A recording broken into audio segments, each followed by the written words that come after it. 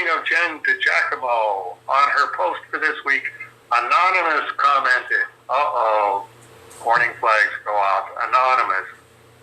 Don't normally comment, but Steve's attitude on SDOAR is likely common enough that I'll share my opinion, which is that I've always wanted to be interested in the project, but haven't been until now, because the crowdfunding of Dave's version and the possibility of it eventually coexisting alongside Carson's has made me more interested in both the project itself and in the minutia of this bit of comic history. I'm glad Dave can still do his thing. He spent decades stellarly doing his thing his way. And if he values this thing enough to devote his aging body and spirit to seeing it through, even after Carson's, by all reports, stunning completion of it, then I still probably won't pick up a physical copy. But I do think it's about time I threw him a $5. Cheers, Dave, and may you go to your grave with fully functional wrists. P.S. Have you ever tried to draw with your non-dominant hand, and what were the results? Ever do it just for the novelty / practice? No, definitely not. I'm not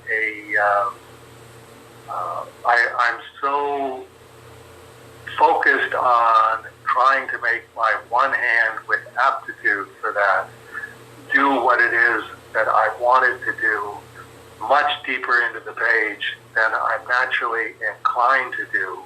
And I might be wrong, but this week seems like I think I'm actually getting there, where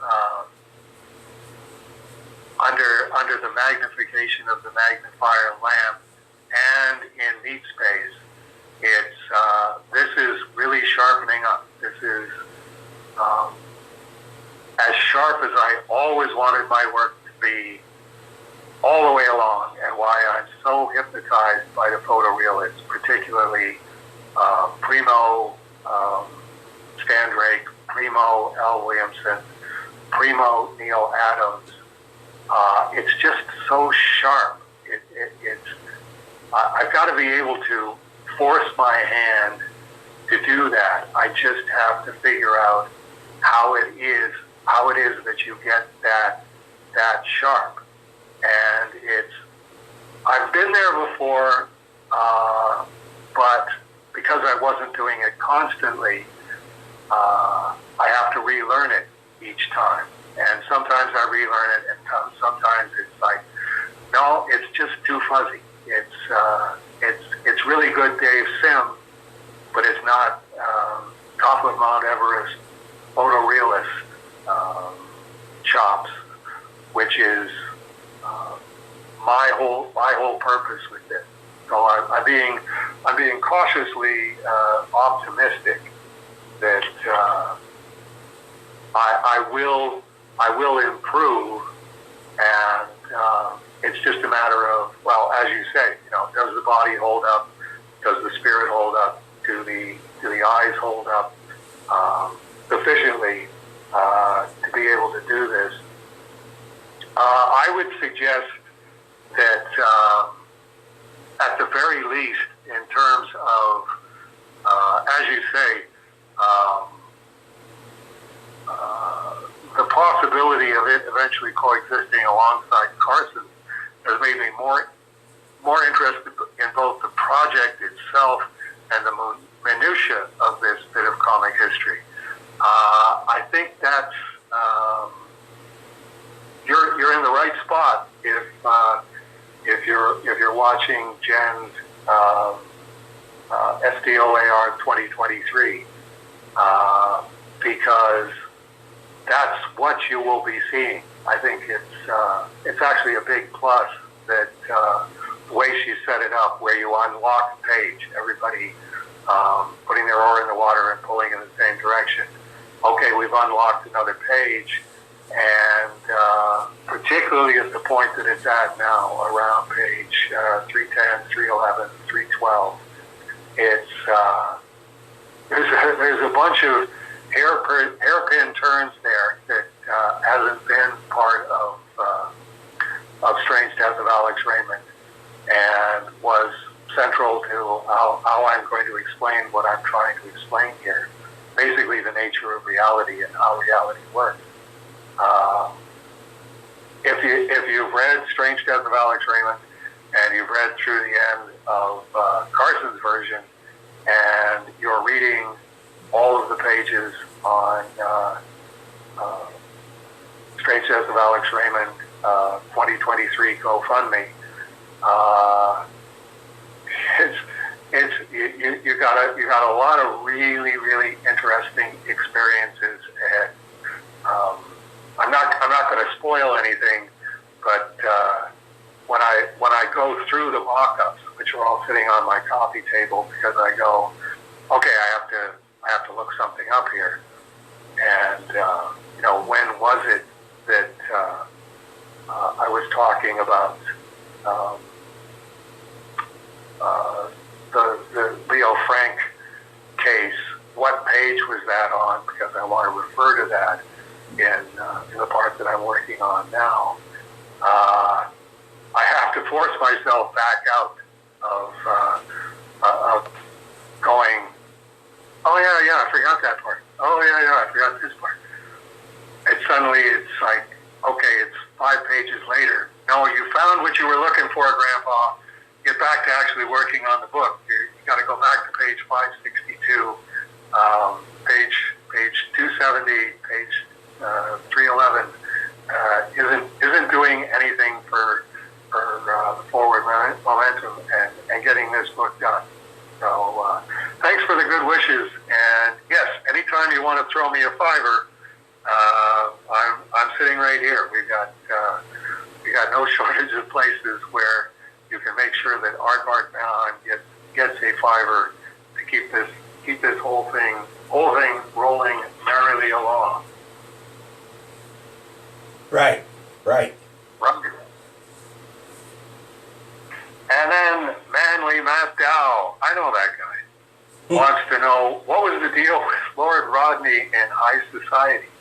The character is obviously Rodney Dangerfield, but the caricature hardly looks like him.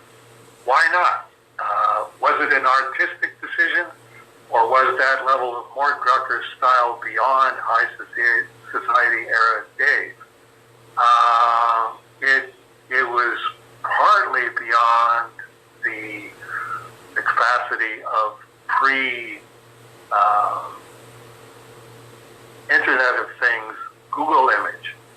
I mean, now I could just type in Rodney Dangerfield or get Jennifer to type in Rodney Dangerfield and print out a bunch of thumbnails. Here's the pictures, and go, okay, this is the one that I'm looking for, and then either trace it into a photorealistic Rodney Dangerfield, or do a mix between cartoon realism and photorealism, Rodney Dangerfield, or, as you suggest, to a Mort Drucker caricature of Rodney Dangerfield. One of the problems with it was when I sat down to picture Rodney Dangerfield. Okay, this is what he looks like. So if I'm going to do Lord Rodney, that's the picture that I have to have in my mind. When Denny and I were on the 1982 tour, when we were in New York City, that was one of the places I wanted to go, was his comedy club, Dangerfield, which was literally just straight down the street from the Beekman Towers when we were staying, into a not as nice area of town as the Beekman Towers, but still walkable area. And a caricaturist had done a picture of Rodney Dangerfield that they used on everything. It was on the napkins, it was on the menus, I think it was on the billboard. It was definitely, and I definitely grabbed one of the napkins as a souvenir. I still have it somewhere in with the photos of the 82 tour. And it's the worst caricature I've ever seen of anybody. And it's like, I don't know why they did that. Was that intentional? Because obviously Rodney Dangerfield approved it. You know, this is what we're going to be using on everything. Was he just disinterested in the thing as a cartoon and went, yeah, okay, whatever, we'll use that one. When I tried to picture Rodney Dangerfield, all I could picture was this terrible napkin. And not having a library that had, an encyclopedia of famous stand-up comedians or a Caddyshack photo book, I just didn't have the resources. So unless I could picture him and try to do what I pictured in my head, it wasn't going to come out as Rodney Dangerfield. And I had this napkin in my way. So what I decided to do was, what if I did a Rodney Dangerfield that got literally no respect at all? Because if you look at it, you go, wow, anytime Dave does a caricature of somebody, you could really see him sweating bullets to get it as accurate as possible. And I just didn't do that with Rodney Dangerfield. He literally, Lord Rodney, got no respect at all from Dave Sim, because I just went, okay, here's a sort of approximation of Rodney Dangerfield that's about as good as the napkin that I got at Dangerfield. I'll see if I can dig that out and get Rolly to scan that and send it to you, and we'll see if it's just me or if people go, yeah, that's the worst caricature I've ever seen of anybody. Well, I just wrote a note to Google that and see if I can find the logo, because I'm sure it's out there. But yeah, the only reason I asked was that I had just posting 6 pages at a time from High Society still, because I'm lazy. I got to the Lord Rodney bit and I'm going, it seems off that it's not a little more on model. But now that you explained it totally makes sense. It actually is a little funnier. It's only that, it's also bad animation. Like when the scene where he goes like, you mean a cabinet mission, a cabinet position, and it's like, you mean like whatever it was. It's he wants to give you a cabinet post. You mean a chest of drawers with a log in it? Yeah, a chest of drawers with a log in it. No, a portfolio. And it's like, and he goes, I'm an upbeat kind of guy. When he looks away and then looks back, it's a Rodney Dangerfield gesture, but it's about a South Park level of animation, which I thought was funny. Giving Rodney Dangerfield no respect at all and going, okay, I know exactly the gesture, but what the heck, I'm not even going to put time in on the gesture, because it's I'm an upbeat kind of guy. I love Rodney Dangerfield. I love his whole delivery. It must have been a great day when he landed on that voice and the no respect at all thing. My father used to tell me to walk across, crossing the street, look straight ahead. No respect at all. No respect at all. And a very, very New York thing, but something that is New York universal. And congratulations to him for coming up with that and turning it into a career. If he wasn't one of the guys that appeared more often than anybody else on the Ed Sullivan Show, he was definitely on that list of guys, right up with Tobo Gijo. And then that's it. That's the end of the questions. What?